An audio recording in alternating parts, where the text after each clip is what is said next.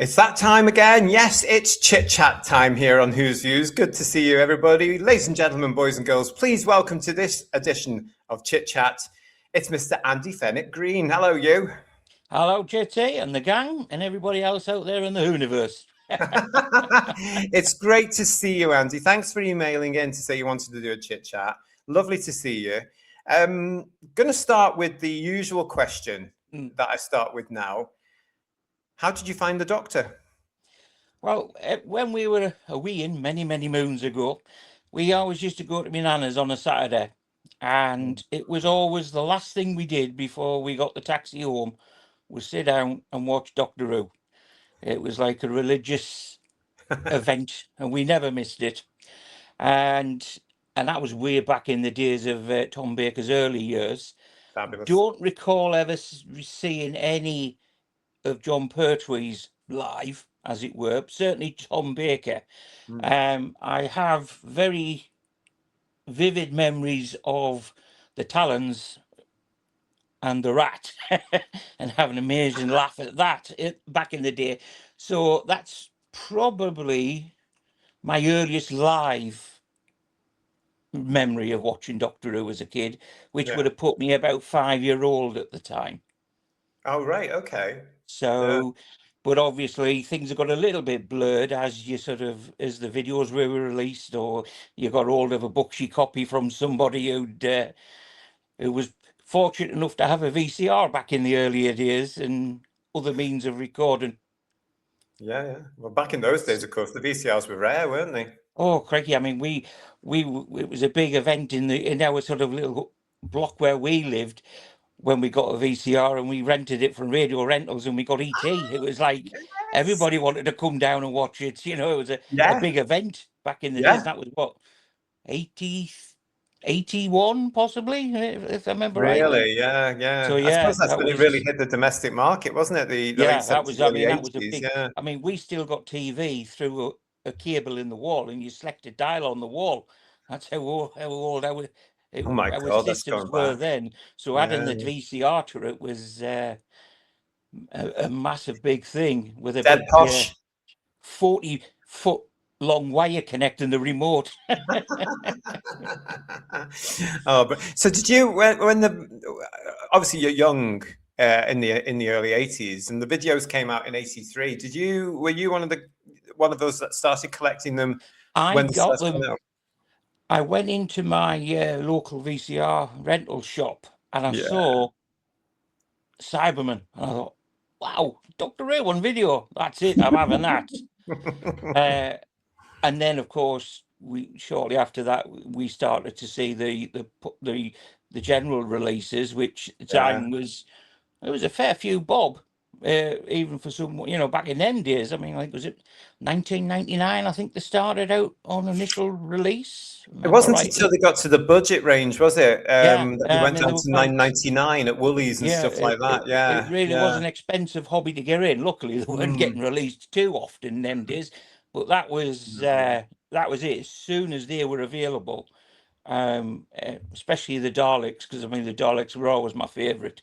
So and the Cybermen, I mean the classic monsters of the show.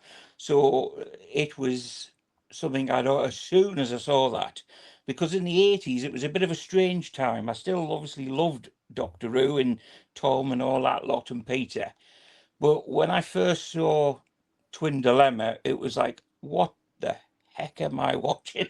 I mean, if only we knew what was coming now. Back then, if we thought that was bad, this is like this is a different ball game altogether. What we're in now, but I didn't take to Colin at all, and the first seasons when Sylvester got the spoons out, I just couldn't take to it. So I sort of fell off the radar a little bit. But it certainly came back, and I was lucky enough where I lived in Scarborough at the time. A friend I got to know had all them on recorded VCRs and on audio tapes and all sorts.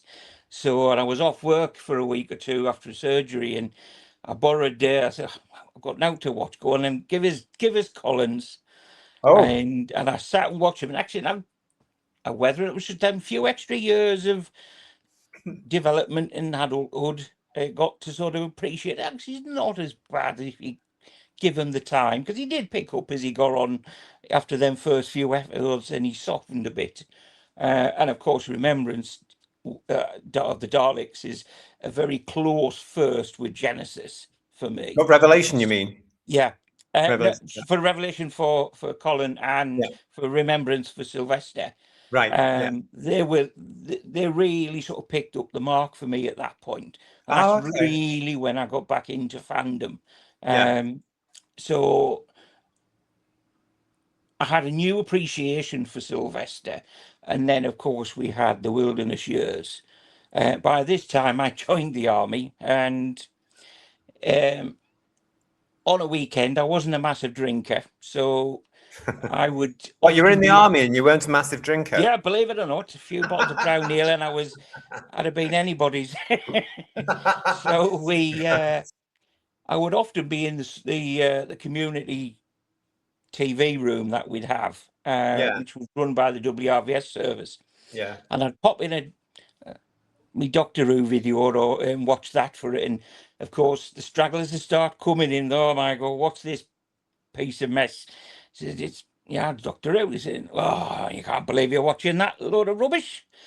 And then, funny enough, by about an hour in, the room's full and everybody's sitting there watching Doctor Who. So it became a bit of an ongoing sort of little laugh. It's amazing how many people says, oh, that's mess, that stuff, that's no good.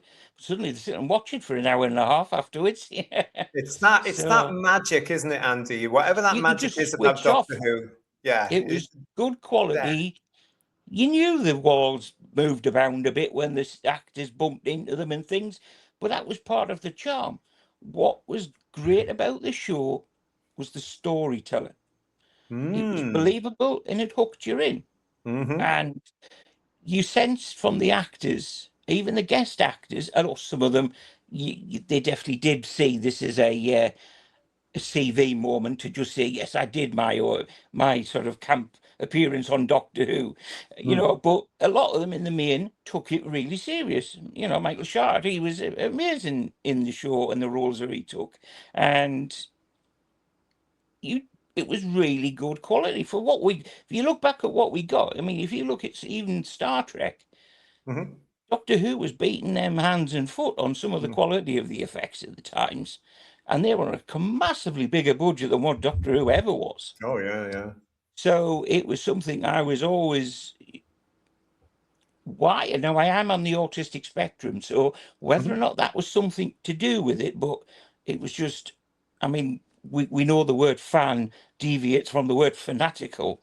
But yeah, I was. It was the be-all and end-all.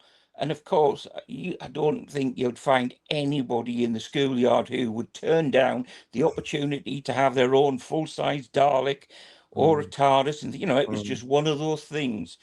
So that was always something I had in the back of my mind. That was it. I'd love to have a Dalek. And then Remembrance came out with the Special Weapons Dalek, and that was it. That was like, oh, that is a Dalek. That's what you want. So it was inevitable. It was going to happen at some point. No matter what I was going to get, no heaven a high horse, I was going to get a Dalek at some point. But then this planet Earth started selling them, and it was like, how much? So, maybe might have to wait a little bit longer, maybe. Oh, bless you. But yes, it is probably the biggest vein throughout my life as a regular come home point or a touch point. And as I say, it's always had... Say always, it's a bit weak at the minute with the way things have been going for the last few seasons. But we have got the classic, thankfully, which I'm working my way through 21 at the minute. So, what have you got? Did you get the box set? Oh yes, I've got every one of them on the. I mean, funny enough, although I've seen all the shows a lot, I love the behind the scenes stuff. Yes, To me, the first thing I watch is not the stories or the special featured ones. I go straight into the behind the scenes stuff and get the minuet of detail that went on. escape room thing's a bit naff now, but starting to put Yeah. on. But you know, like I quite enjoy the behind the sofa segments with the stars chatting about it. You know, you get some nice little tidbits of story you didn't hear about. You might not even heard at a convention or whatever. Yeah. So yes, it's always been a massively part of my life. But like I say, it settled off back in the late 80s there when we started to hit that Colin and Sylvester era. And I thought maybe that's just me growing out of it. I mean, hard to think that now when you look back on it, when you look at my collection in the house and in the sheds and things. But yes, it was a strange period of time at that. And then I went and joined the army, as I say, and I came back out of the army, got posted over to Germany, All right. and we had this thing called SSVC, which is the Services TV unit, where we get an amalgamation of UK TV shows, sometimes on the same time, sometimes it could be many weeks away. Right. And then, of course, we got the amazing news that we were going to get a new massive million budget movie from the Americans, which we said, oh yes, how many times have we heard that? You know, Steven Spielberg's going to be in there, and I'll believe that when we see it. And then when that news broke with McGann on the front of the magazine with his little crystal in his hand, it was like, wow, it's happening. You know, after all this time, it's happening.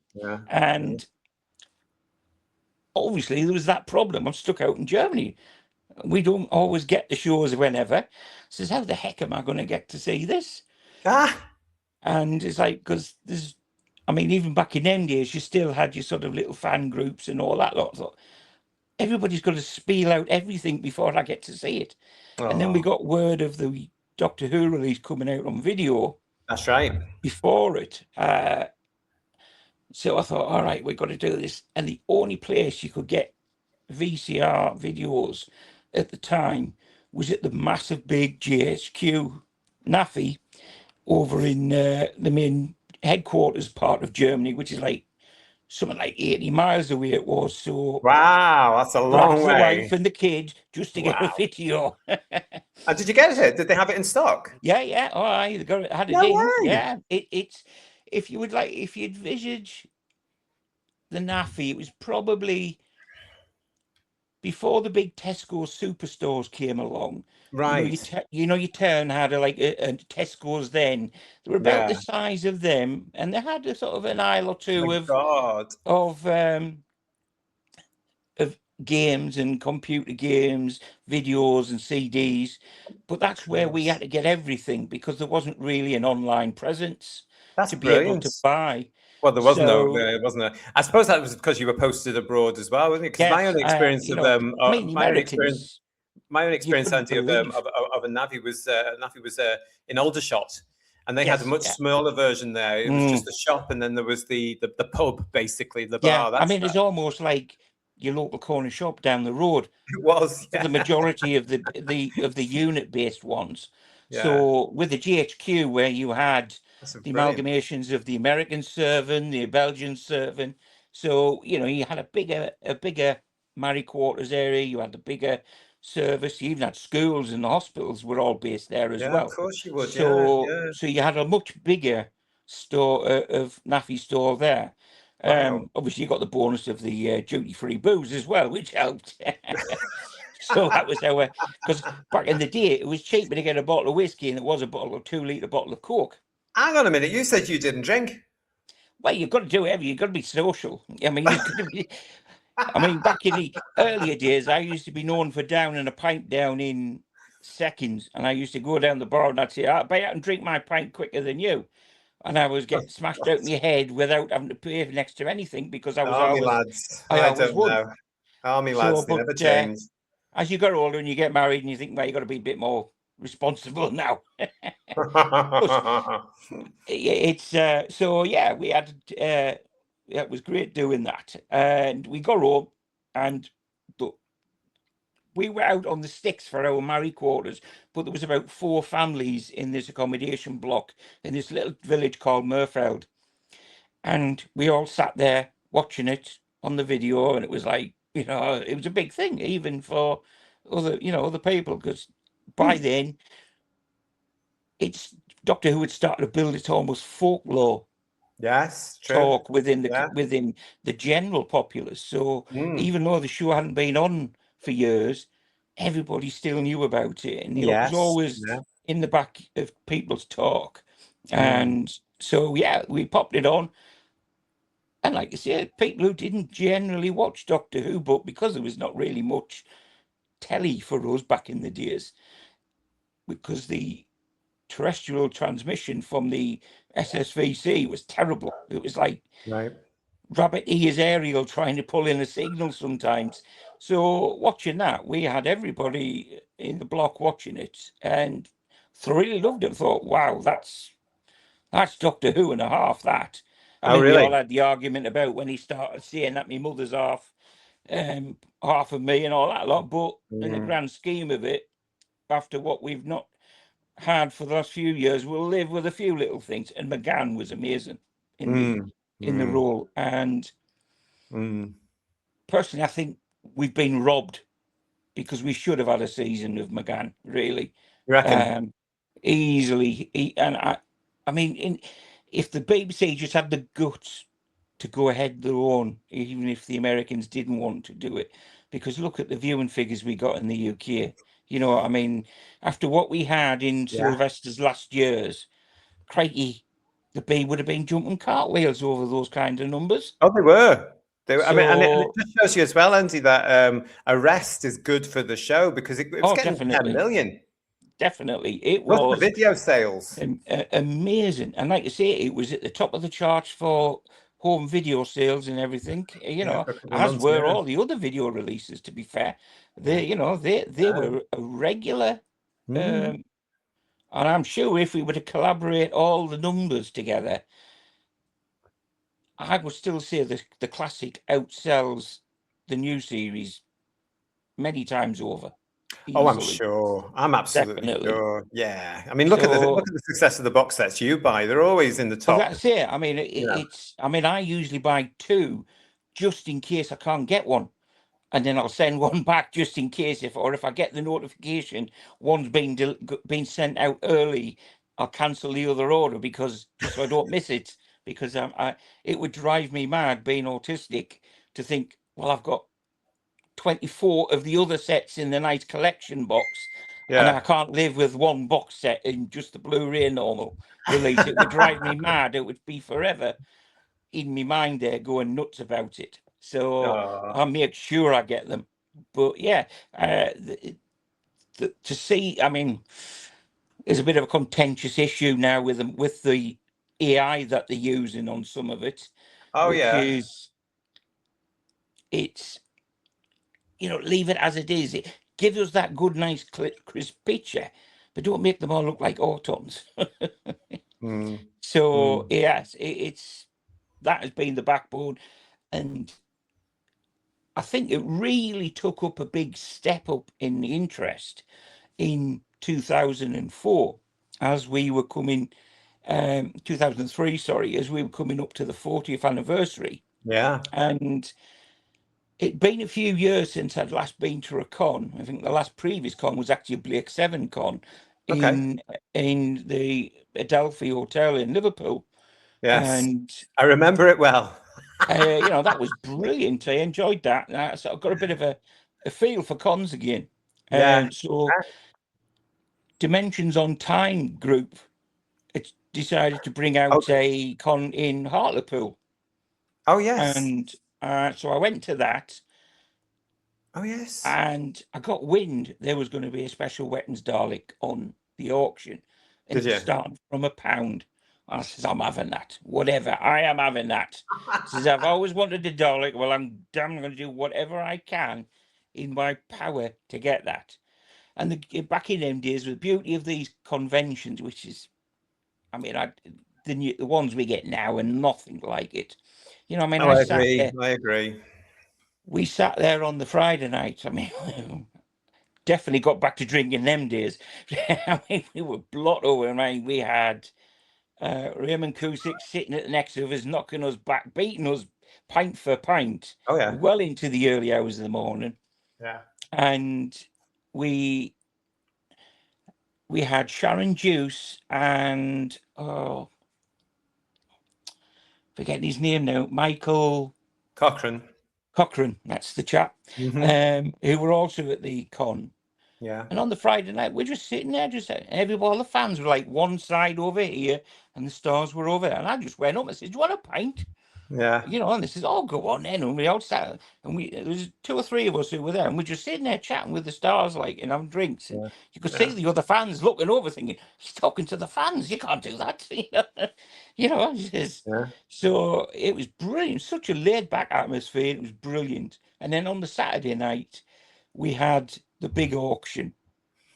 All right, here we go. Here we go. All day. I mean, word got round with God knows how many people saying, "I hear you're interested in the Dalek." You know, I said, "Yeah, how the hell did you find that out?" Like, and well, I've heard such and such is going in for it as well. He's really gunning for it. And I thought, oh crikey, there's no worse than a bit of competition at these auctions. And I thought, well, there's 2 ways I can do it: get in a bidding war and then lose out after we've gone through all the numbers. And I said, that would drive me mad. I would really hit myself in the foot.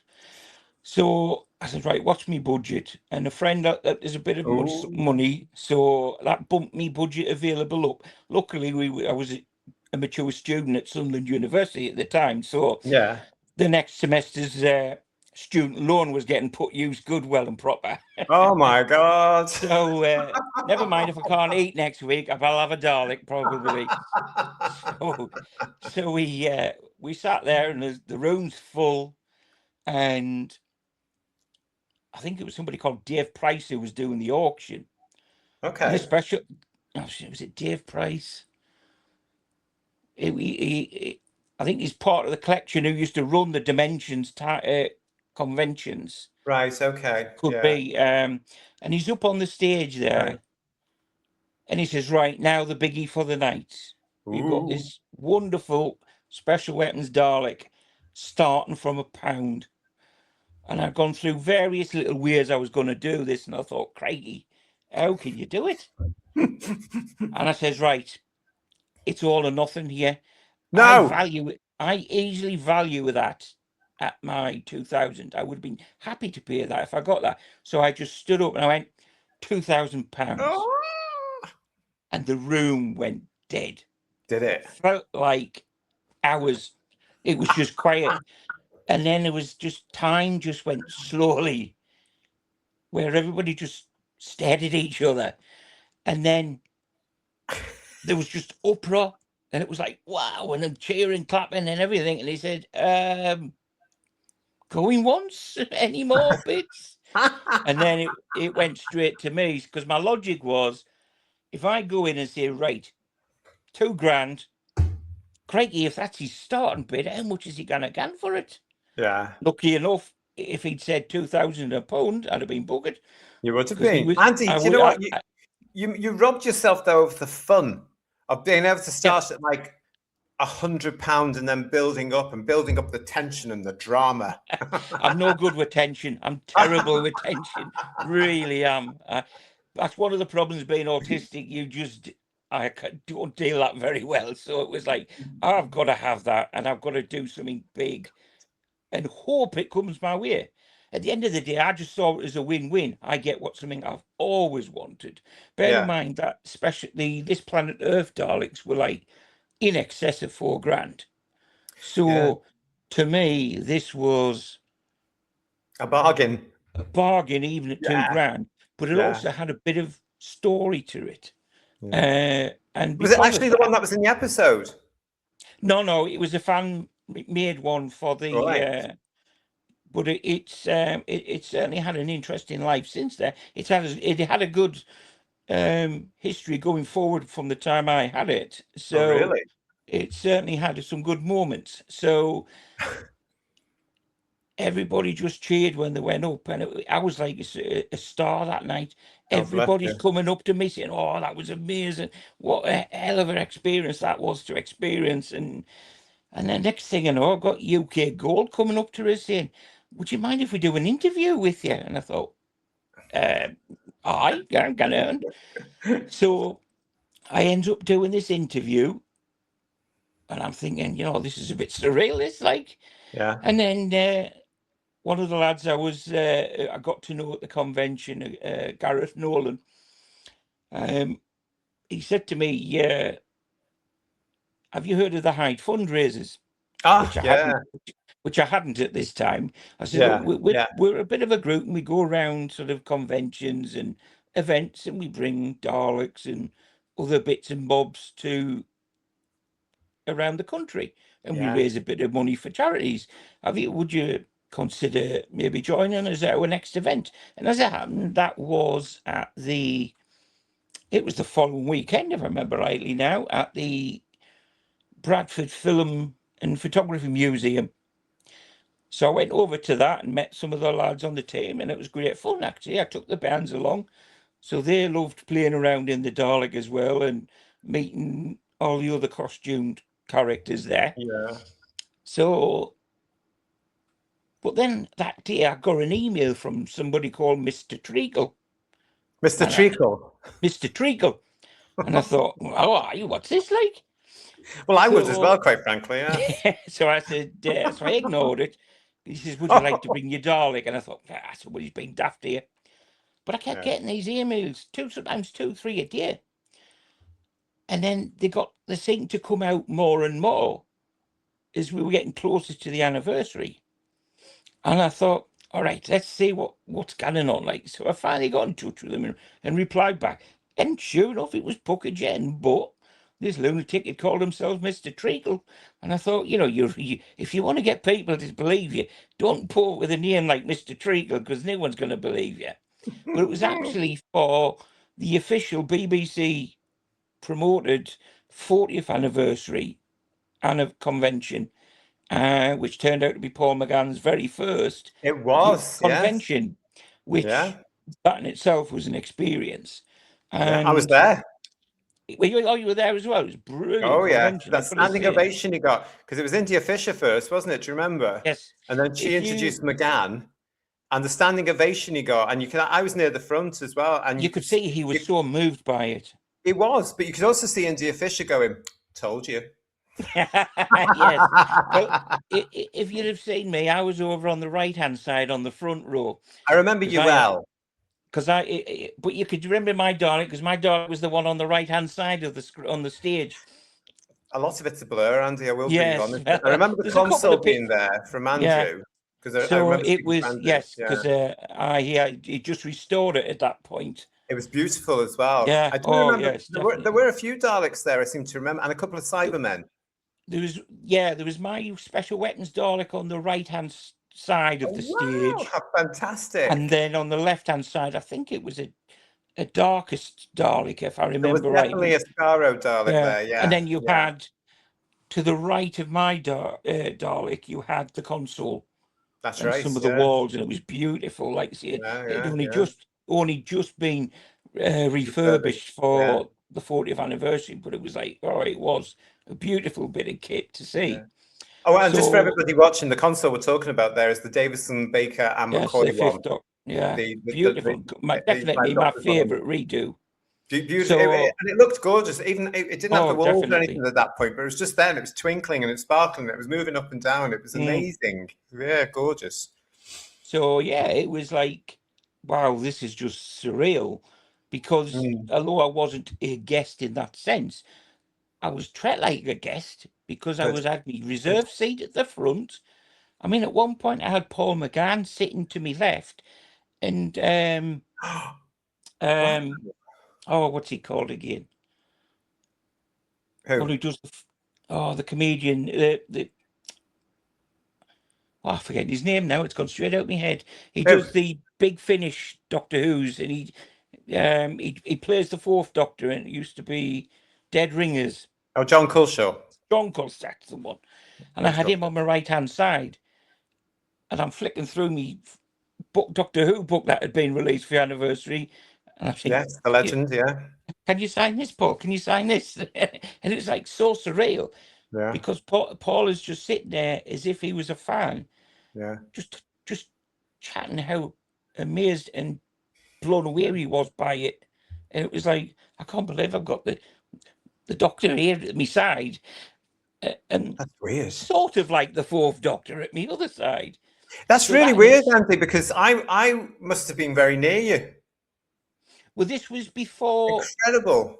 this. You must have been really close because, like you say, the first row on, because there was the centre aisle going down, and the chairs were like either side of that, and we had the first row.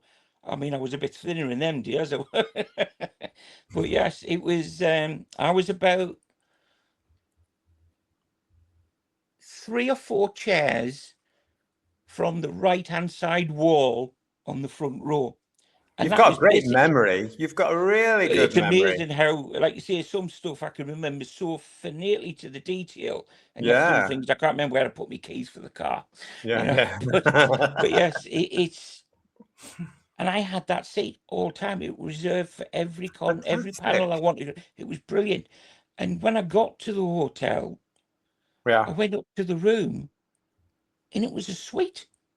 Was It it really? wasn't a Well, room. you were I had treated like royalty, weren't you? a sitting room Okay. and a kitchen. It was like No my first way. flat. My first flat wasn't this big. Ah. It was Oh, that's massive. lovely. No wonder So you yeah, remember it. My oh, room it was was very small, I seem to remember. it was massive. I don't know how much it would have cost because it I was the can't- Hilton, if I remember rightly, wasn't it? Is it the I Hilton? think so. It's a long time ago. All Yeah. I remember having a lovely time, and I remember sharing a room with a good mate of mine. I remember meeting Paul McGann in the lift with India Fisher.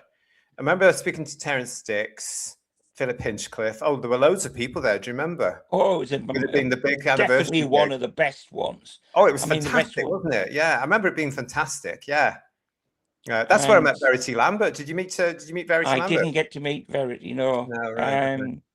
I met a good opportunities for chin wags with my Sarah Jane, as I say. Yeah, Liz Sladen. yeah, It's such a shame we've lost her. yeah, And Michael Shade. He was yeah, he was at his little table, and nobody was going to him. yeah. I And I remember was that. like, Yeah, oh, that's sad because he throughout the history of Who, he's got so many roles. But not only that, he's Mr. Bronson.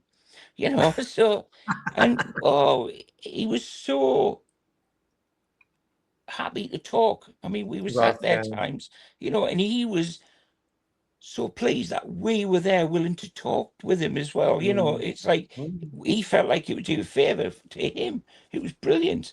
Yeah. And that was my first big, God, this is mad. And all this because I bought a Dalek. That's great, though. That would never have had that opportunity. No, okay. Because I certainly didn't plan to go down to London beforehand because I could never afford to have gone down there. So yeah, because even then in that in the 90s it was and pricey, expensive wasn't to it? getting Yeah, down to London. yeah, So for yeah. me, it was I'm getting into the official 40th anniversary. I'm being treated like a guest as if I was on the stage. Yeah. Just because my Dalek's sitting there on the desk on the stage. I mean, I even got photos after the event sent to me. Oh, lovely. By a total stranger, I don't know who, of just my Special Weapons Dalek up on the stage. And it was like, this is just little things like that. It just opened up to you and you Lovely. just think it was Yeah. so surreal that this had happened. And like you say, that was just the start of things because then I got involved with the Hyde fundraisers. Oh, did you? And so we were up and down at various hospitals and all that lot. I do question one. We went to the Children's Heart Foundation at Newcastle United, and being a Mackem from Sunderland, that was a bit of that was a hard entry to go into. I'll say that for now. But Oh, bless you. it did sort of concern me as should we really be bringing Daleks and monsters into kids who've just had major heart surgery? Oh, I bet they loved it. I bet they really Oh, cheered yes, it was up. amazing. It was Must like have been the highlight of their stay and their this was day, like their really. Yeah. Christmas sort of Yeah. event for everybody who's had treatment. And Yeah. oh, it was brilliant, you know, Yeah. and socially, I'm not very good interacting with people on one-on-one because Okay. of the autism. But when you're in the costume or you're in the Dalek, you become the character. Yeah. And it actually makes it easier to interact with people. So I struggled all these years, really, not being great on the social side of things, being so openly having fun and interacting with total strangers who I probably wouldn't say a boot or a ghost to beforehand.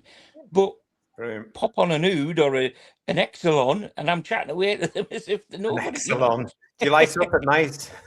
Well, we do have used to have them in display in the sitting room on mannequins until our last says I'm getting sick of walking into the sitting room and you just, no matter how many times you have it there, you Oh just my always God. forget and you walk in and you just see this figure stood there. Yeah, it would scare the crap out of me, Andy. Honestly, it's not what I expect in somebody's front room, I tell you. So yeah, that was great. So that was mad. And we went on and we did loads of events, which has opened up the doors to, you know, and I just got a buzz to see kids happy. So that was a price. You couldn't put that £2,000 as a price of value for that No, it's Dalek really coming out. because Have you it still gave. got it, Andy? Is it still with Sadly, you? no. I had Oh. to. I had to move out of the house I was in because it was deemed unfit for my disabilities. Because when I was in the army before I got medically discharged, I broke my back parachuting Oh because my God.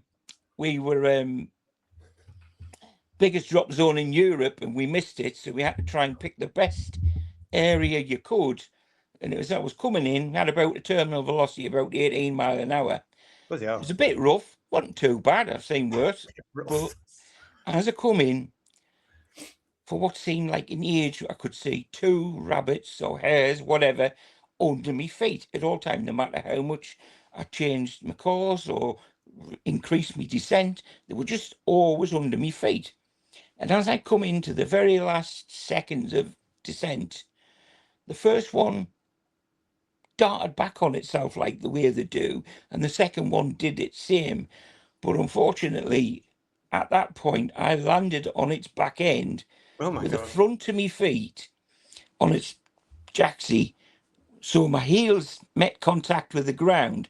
So instead of going into the parachute roll, you go straight over on your backside and at 18 mile an hour.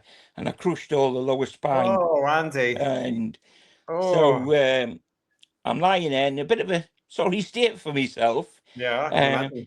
I could see my parachute was blowing up, and I was thinking, I'm going to get dragged around Salisbury Plain here now. And I couldn't move from the neck down, so I thought, oh, I've done a good job here, like.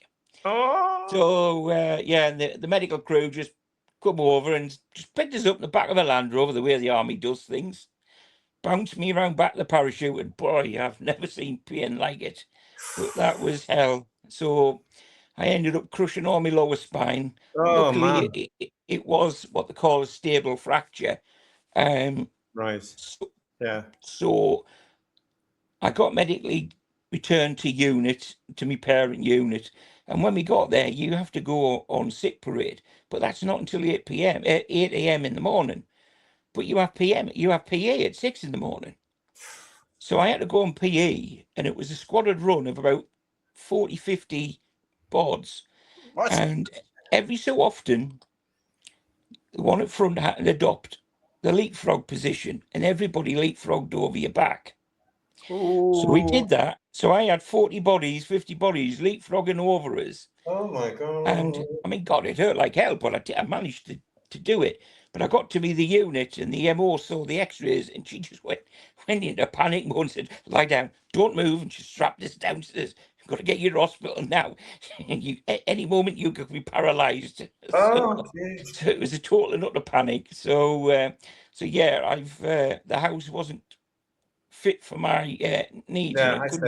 It couldn't be adapted, so I had to go and fortunately moved. But it was a smaller property, but better access. So I had to get rid of, because at that time we had 2 Daleks, so I had to get rid of one of them, unfortunately. So that was ta-ta to Dorothy, as I called her. Dorothy. So, but yes, over the years when they had it, it did some great things. I mean, probably the biggest thing was with the Hyde fundraisers as part of their 20th anniversary. They played a show that they did at a previous convention years ago called The Trial of Davros, where they had Michael Wisher reprise his role as Davros at the time. Now, obviously, years down the line, sadly, Michael was no longer with us. So we had Terry Malloy come in back on and playing his role. So that was brilliant. That was it was one night at the Tameside Hippodrome in Ashton-under-Lyne, just not far from Manchester. Yeah. And I had as well as being on my Dalek being in there with it, I was also a Time Lord on the stage as well. Were you now? Such a buzz. Not only as that, I mean, I didn't have any words or out like that. We were just supposed to be dressing for the set, effectively. There was about 3 or 4. There was 2 Time Lords and a couple of Time Lord guards in the sort of, and then you had Terry Malloy on stage as Davros, and we had the K9 himself, but playing the Inquisitor, I think it was. John Neeson. So it was, it was great, and we made a pretty decent wedge of money for Children in Need as well, which was brilliant. And of course, it was a sellout show, and fandom loved it. I remember hearing about it. So again, that's something I would never have done, just because I got that Dalek. And then I even went on to get on the old favourite that everybody of our age knows is Blue Peter, and I got my Blue Peter badge, and I still have it to this day. Hang on a minute. Now, as a Blue Peter boy myself with a badge, including the 20th anniversary badge from 1979. Well, that's a good one. Mine was just the newer one, which is not as good as the. Well, I've got that one and an original one from Leslie Judd herself. Thank you. Why were you on Blue Peter, and what has? Basically, again, it's for the Hyde fundraisers, because whenever the Bee wanted monsters for anything to do with Doctor Who, they would often call the Hyde fundraisers up. Can you come in and bring a few monsters? And they were also going on about the various 20th anniversary show, because any events we were also at, we pushed the fact that we were having the Trial of Davros. So we were on there, and it was almost like a beauty pageant of Doctor Who monsters. I remember there was the Exelon, which I was in. The show had returned at this point, so one of them had the Christmas invasion monster, the Sycorax. So and the so there was about 5 or 6. One of them was Davros, that chair that we used in the show for the Trial of Davros as well. So there's a few in there. So what you're talking about is you're talking around about the 2005 mark here. Yeah, it was about 2005. It sure had not long been back. I stopped watching it then. Yeah, okay. So it was great. It was a great opportunity to have, and I'm here, and I says, I'm on the Blue Peter set, because everybody of our age group, it was a thing to endear to. I always wanted a Blue Peter badge as a kid. Well, now that's it. I've got it. I finally got it. Yeah. So you do what I do, Andy? Do you try and get into places for nothing because they have to let you in because you got the badge? Well, until actually it was relatively recently where they changed the rules, where you had to be given a little card to say you were a competition winner. And if you were a guest, you didn't get to go in for free. You know, I probably contributed to that because around like 2000, Andy, I was living in London and I suddenly realized I hadn't done anything touristy in London, you know, because I go to work and going out and party, you know.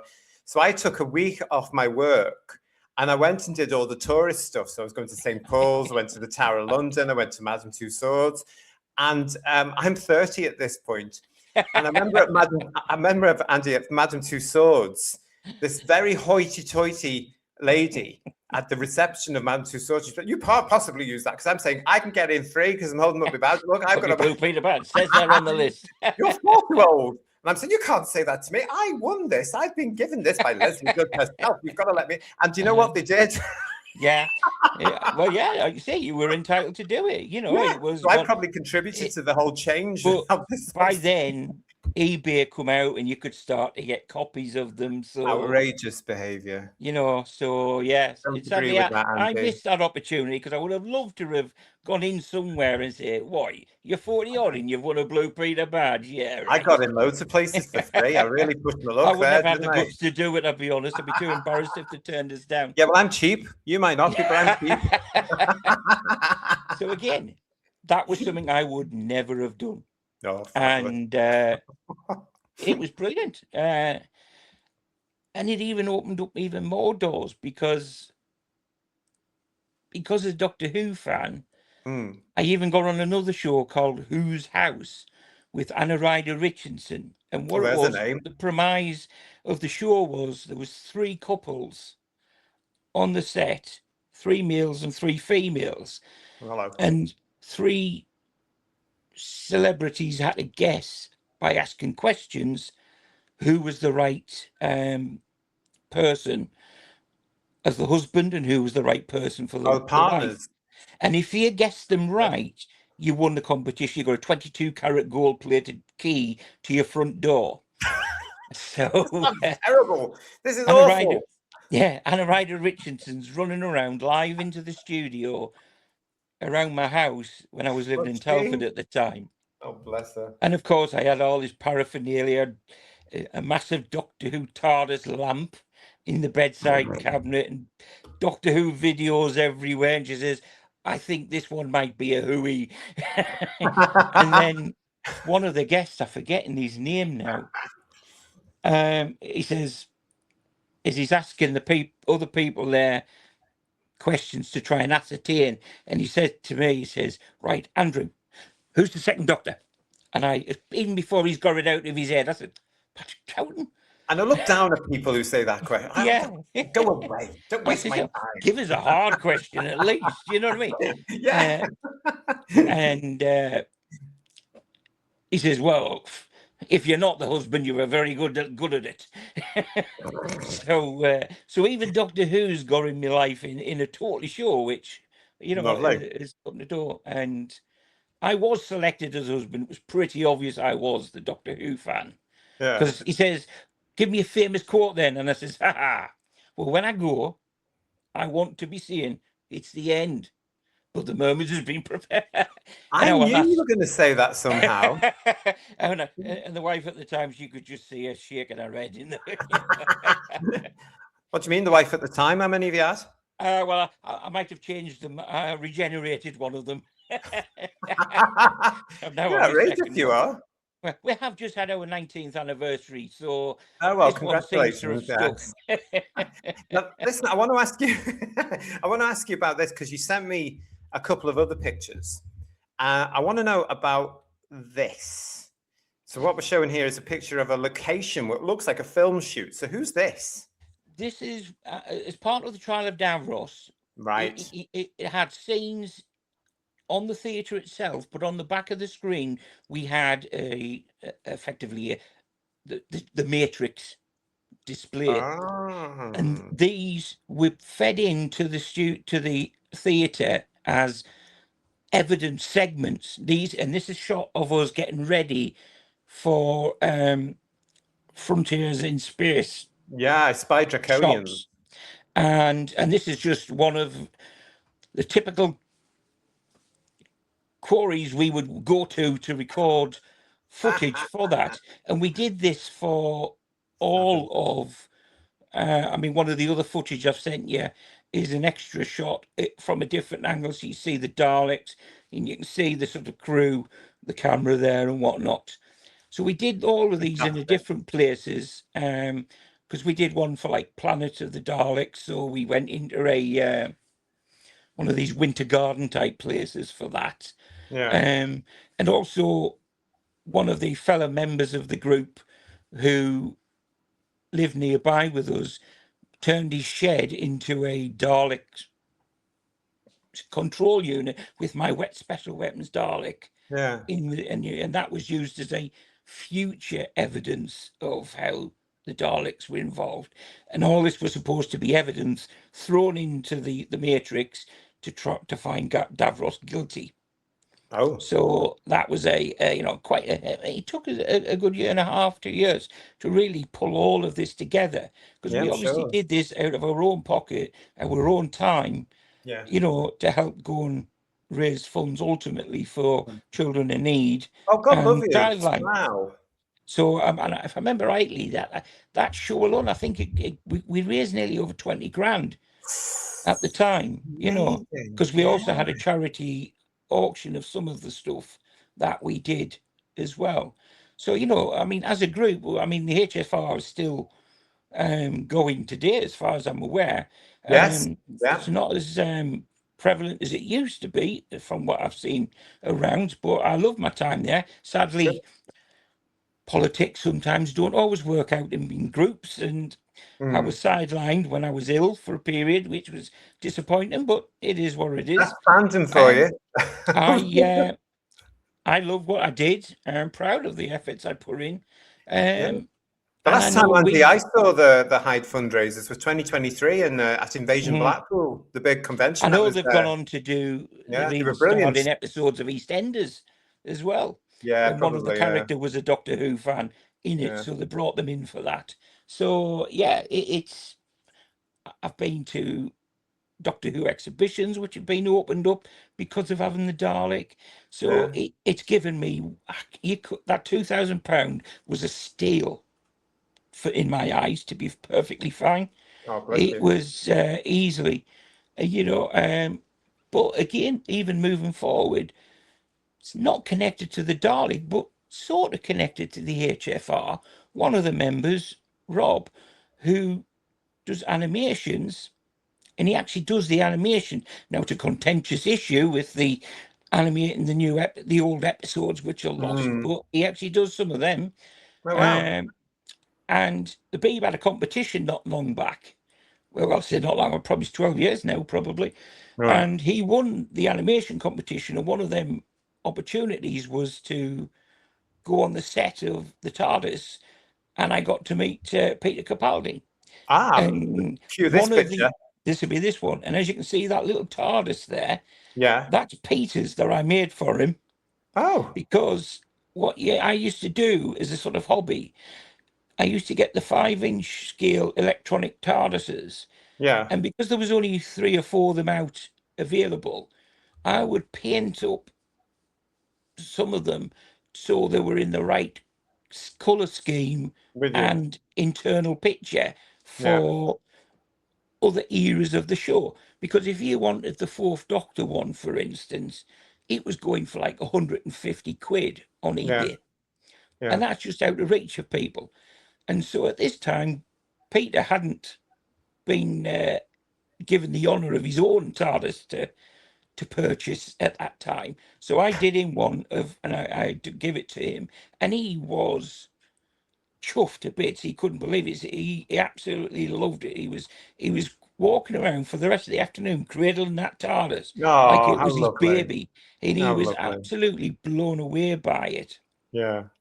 And he signed me a couple of extra blank bases that I could take away, because I kept one for myself, obviously, of course, for my own TARDIS, and the second one, along with that picture that was of the 12th Doctor that you could see below the TARDIS there, that was done by Rob, the animator. Lovely.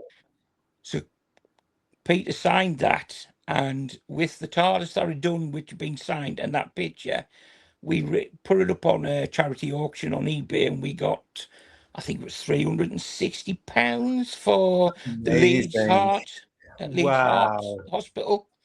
Well So, done, Andy. you That's know, lovely. it's again, it's just opened up so many opportunities, and I can't thank the gods enough, to be honest with you. You know, Oh, granted, it is primarily connected to the classic era, which is, and nothing always wrong with will that. be, Nothing wrong is with that. my be all and end all. I Exactly. enjoyed the new series to a degree. Mhm. It lost its way a bit in the end. Mhm. After Capaldi, to me, Capaldi was the last Doctor to tolerate. Yeah. I really wanted Geordie to work. I wasn't a fan of the idea personally, but I really wanted to work because at least I could say, "Oh, I don't I fancy the Doctor now," Oh, behave and I yourself. could get away with it. Behave yourself. So yeah. But you know, sadly, she didn't help herself in the things she used to say to fans. You Yeah. know, and then less said about Nakudi, the better, really. Yeah. Yeah. Um, and it's really disappointing and heartbreaking, really, to see what's happened over the last 3 or 4 years. And I dread to think what Christmas is going to be like if we even get it. If we even get it, because as the time of Yeah, recording, of course, yeah, we've heard nothing, no. absolutely nothing. But anyway, the brilliant. We're coming to the end of our time, Andy. But the brilliant thing is, you've had so many wonderful times because of proper Doctor Who, haven't you? And your Oh, adventures with the definitely. Dalek and taking part with those projects in the Hyde I photos. could not What? put a Fantastic. price on that. No. That is the best thing I have ever done Oh, in my bless you. life. It really is, because it Bless opened up so many life experiences and you. Yeah. memories that I know I would never have had. Definitely. Exactly. This is the wonderful thing about Doctor Who, isn't it? Because it brought Mm. us all together, and It does, in and one you way know, or another. I'm still in touch with people Lovely. who I've known all those years, Yeah. and it's like a day's not passed when you see them again, and you just think, you know, it's for me, it was a really great thing to have because I do struggle with the autism and the Yeah. social aspects. Yeah. It was just so much easier doing the stuff we did because you become the character, and it made life so much easier. And I've got friends I would never have had Oh, I without love it. that. Did you And did you find, Andy, that with playing the characters and doing the acting side of stuff, basically, did you find that's actually helped your autism to this day? most definitely, Great. Yeah. because you become, because now what I use as what we call a mask, well, in the world of Yes. Yeah. Yeah. Yeah. autism, Yeah. Yeah. um, if I want to do something, and like I said, I mean, one last thing, can't believe I forgot about this. When the Well. TV show came back in 2005, Yeah. the BBC actually used my whole collection and a few other members in the local area to do all the footage for the promotion to launch the new series of Doctor Who. Really? What did that I can't involve? believe I forgot that. There's that Neither much can I. happened in my life. There's that much stuff happened in my life. I've totally forgotten about that. What So did that yeah, involve you doing then? we emptied the sitting room. I already had a full-size TARDIS in the Yeah. corner of the room. I had my Daleks, my Special Weapons Daleks. My partner at the time brought her Dalek. One of the other members of HFR brought their Dalek, and a couple of props from the Trial of Davros. There was an alien who was in like in a Davros type chariot that I played because of my mobility issues. I got to play one of the characters in that, Mm. and basically we had the BBC. We had at 7 o'clock in the morning.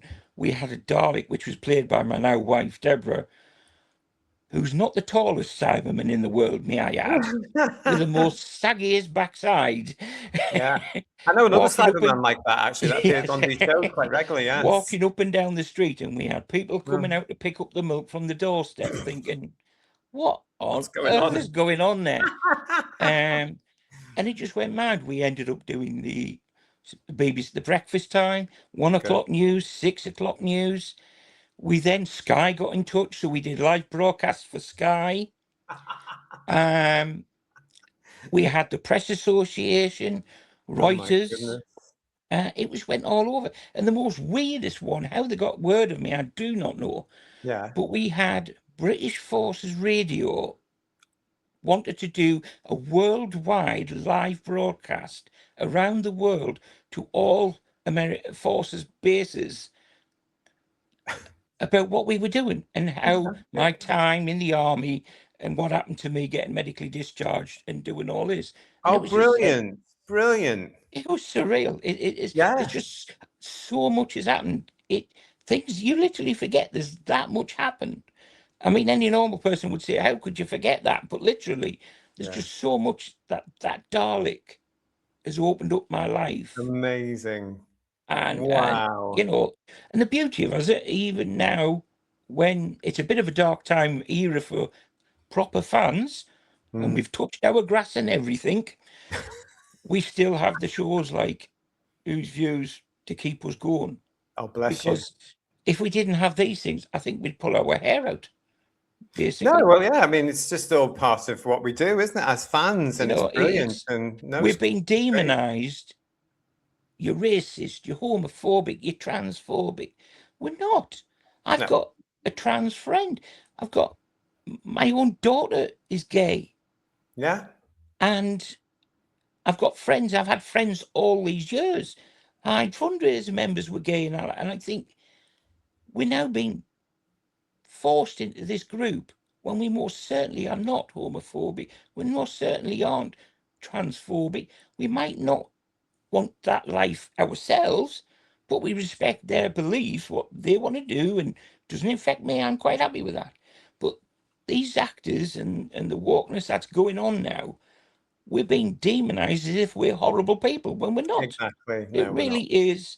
And I find that so disheartening that another fan in RTD, if he calls himself a fan, is prepared to openly diss us like that. Because if it wasn't for us, he wouldn't be where he is today. Because if nobody bought damaged goods, where would he be? Yeah. Well, yeah. And, the fact that he was known to the BBC as a Doctor Who fan as well, simply because he had a Doctor Who fan as a character in the thing that really took his career off, Queer as Folk in 1999. That's how they knew. That's how they noticed Russell T Davies properly and knew he was a fan, because it was all there. And he spoke about this openly when he was doing the rounds back in the day for that series. So no, I know where you go, but we can't get too down with it, because we know the truth. The fact is, Andy, as you know, we are just all fans, and we want Doctor Who to be Doctor Who. We don't want it to be a piece of propaganda. No, we just want it to be education stories and good old traditional entertainment that it's always been known for. That's what we want, and hopefully one day. I miss that heavenly. Yeah, I think we all do, don't we? I think we all agree that even the newer fans now have sort of started to think, well, hang on a minute, where's the element of the scares and where are the monsters? And I think that's creeping in now, Andy. I mean, we can only hope, but it does need a rest. I'm sorry. I know it's hard for a fan to say that. It does need a rest. For an honest man, I don't think it's hard to say, because we've been calling for that, sadly, that blooming awful stuff we had to watch. I just really hope if RT does finish it, he doesn't do it deliberately to have a go at fans, to leave it in a really bit of a mess. It's already in a mess. Yes, in his eyes, it's wonderful. A bit more. The thing is, Doctor Who has always been attracted to the gay community. Yes, it has. And that's always been there. Yes. We've never had a problem with straight people intermingling with gay people or like. No, we never saw any of that. Yeah. For all these years. But now with RTD coming out saying Doctor Who is gay, it is a gay show of his latest comments. No, it's not. Even when you were in the first era of RTD, you were still able to say your gay storylines, but it wasn't slammed down our throat. We knew what about gay elements or whatever, and we accepted that because the storyline went well to a certain degree. But now in RTD2, well, he's took a sledgehammer with it and shown it down our throat. Do you know, though, in this first era, though, Andy, do you know, to tie in with your point there, do you know who didn't really like those aspects? It was us. It was the same-sex attracted men and women who were fans of the big fans. We weren't comfortable. I can tell you that because I have a lot of friends who are like me. Who are, why did we need all that element pushed into it? Just do Doctor Who, you know? Yeah, I mean, we've never questioned it. We never questioned the fact what was the Doctor doing with Sarah Jane in the TARDIS. You know, it just never even crossed our minds. No, but because now it wasn't there. It wasn't every there. opportunity he's getting Shally Dally's going on. Well, allegedly, yeah. Or suggestions of it. It's nonsense, isn't it? But it's not what we want. It's not what we want, Andy. Traditional, good quality storytelling that we had kids sitting there amazed at. Absolutely. And one of the most disheartening things that I had when we last got the Dalek out in the front yard, somebody said, kid come walking up. He says, "Oh, is that a robot, mister?" Oh, yeah. No, it's a Dalek. I want kids to come back and say, there's a Dalek. And that's what we need. Get that buzz back. I can only hope we do get there. Because I think we had hope in the 80s and it came true.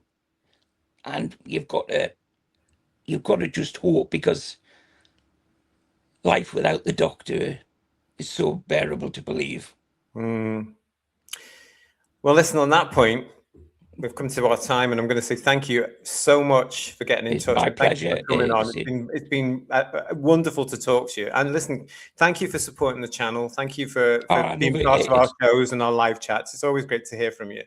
And we'll catch up again at some point in the future, I think. Okay. So I'm sure we will. Andy. All the best, and great to have you back as well, looking lively again. Thank you. Thank you. I'm sure I wasn't the only one who was very lost for many weeks. No. I haven't got my news. So, it's good to have you back and the gang back. Thank you. We appreciate that. Do we have to have a lead supporter in one of them? I won't say any more than that. I'm sure he'll have an answer for you. Keep an eye on the comments. We're still living on 70s. Thanks for everything, JT and the team. No, Andy, thank you for joining us. And thank you for watching this edition of Chit Chat. Give us a thumbs up. If you want to, please give us a hype as well. And don't forget that if you want to get in touch with us, you can. The email address is whosviews1@gmail.com. And if you want to take part in Chit Chat, same email address. Do get in touch and we'll sort out a recording. Andy, once again, thank you. From Andy and myself, thanks for watching this edition. Don't forget to subscribe. Please make sure you are still subscribed. And we will see you again shortly. From Andy and myself. Ta-ra. Goodbye, lads and lassies. Ta-da.